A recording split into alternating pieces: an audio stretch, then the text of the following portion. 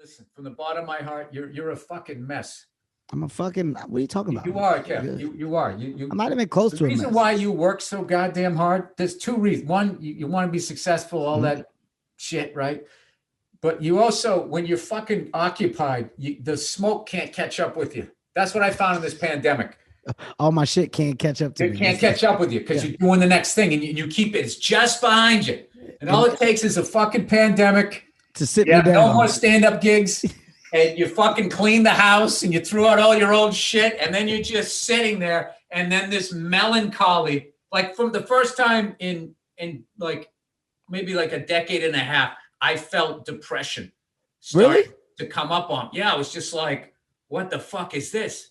I thought I was past all of this, and it wasn't. Like, I built this great life, but I didn't deal with this other shit. When you sat down, you felt like all of that shit came or was able to catch up. Everybody was quarantined. The phone stopped ringing. There was no more emails. I mean, there was occasional bullshit or whatever, but it was just like I had nothing to do. Wow. And I just sat there, and this fucking shit came in like a marine layer. It just fucking settled in me. And my wife was looking, she goes, what's going on with you? I was like, I don't know, man. Like, I got the fucking, the blues or something. I don't know what. I got the DPs. I got the pressures. Yeah. I got the pressures, honey. Yeah. So I played drums too, which is great to, I guess, off some steam. And also sort of avoid what you're feeling. Okay. Once again. You're Will Ferrell on Step Brothers. Yeah, that is. Oh, yeah. Oh, dude, that fucking movie.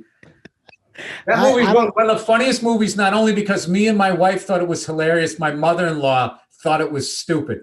And she sat there and watched this with us. And she was going, this isn't funny. You think this is funny? It just made it even funnier. And then I knew that part where he was going to put his balls on the drum and that they were going to show his balls. It's one of my favorite things ever.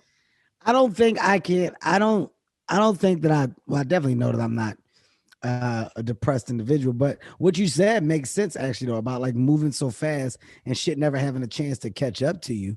And if it did have the opportunity, what effect on you would that have? All the shit that acts. Now, how much quiet time do you have over the course of a week? Like when you ride in your car, can you sit in your car and ride in it, not be on the phone and not have the radio on? I already know the answer to this shit. I used to tease about you on the phone when we were doing the pilot. I got, if it's not the radio or I'm not even gonna lie. No. Yeah, because the demons, then the demons all of a sudden, like what made you become a comic starts coming up. Now I'm kind of at this crossroads where I'm sitting there. Do you live with your demons? Is there a way to face them and they do go away?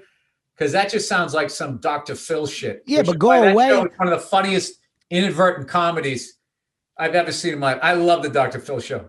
But the fine go away. To stop doing heroin. And they're like, oh, okay. Thanks, Philip. I'm fixed. But what do you mean when you say demons go away? Like, do you really believe that they go away, or do you just put them to rest? You can put it to rest, but if you want to wake it up, you can wake it the fuck up. There is no go away. I like how you just said that. That just got me amped up. Yeah, like there's wake the fuck up. Because come on, Kev, let's go. Yeah, but it's true. Like there is no go away. You know, a person that was an alcoholic and decided to stop drinking, well, they put that alcoholic demon to sleep. But if they go and take a shot one day, well, that alcoholic demon is going to fucking get up. So it's how you deal with the things that you know are your worst. Yeah, I don't think that you can. When people say, I let all my childhood shit go, it's like, you can't. Nah, yeah, you don't. You dealt with it. It's like, I don't think pain goes away. I think it's always still there. It's just you're able to function more and more with the distance from the pain. But if you go back and relive it, that emotion is still gonna be in there. But I did learn, though, this is one of the hardest things I learned, that crying is a valid emotion. And it's so funny that men don't do it. Mm-hmm. And you try and stop it. And that's what the shit just sits here.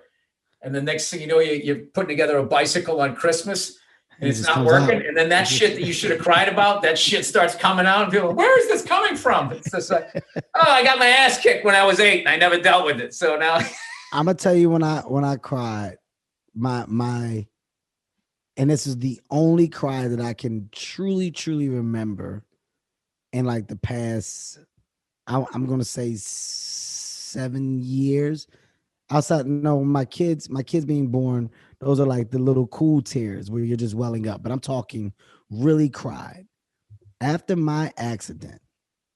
When I got home from the hospital, I got home and I walked outside by myself. Nobody was with me. That's the only time. Listen, nobody was with me. I broke the fuck down so bad because when I walked outside by myself, it was the first like real steps that I've taken without people being around me and you okay? You need anything? What can we do? How's that feel? Like no questions. I did it by myself, but it's the first time that I realized I was like, oh fuck. It was really almost over. You know what the cruelest thing about life is? Wouldn't you love to be able to stay in that mind space, that headspace, and just really appreciate just being able to walk outside? Yes, absolutely. And you were so happy that you could just do that, and you had this house, beautiful wife, beautiful kids, and it could bring you to tears rather than getting comfortable. And getting when you used get to comfortable, and you constantly needing new stimulation. Well, that's fucking the last time I had to let it go was one of my great friends died back in August. So I'm able to talk about it because I just cried for a week. I just said, fuck it. I got kids now. I can't have this grief sitting in me. Yeah.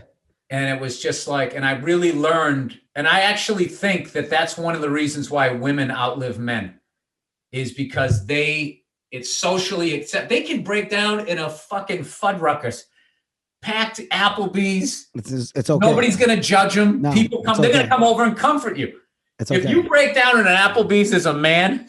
Yeah, what the fuck is his problem? Jesus Christ. Uncomfortable. Oh, Jesus. Jesus Christ. Yeah. Hey, I think that all of that shit, and it sits on your chest, and then one day you're walking, you fucking have a heart attack. You just keel over.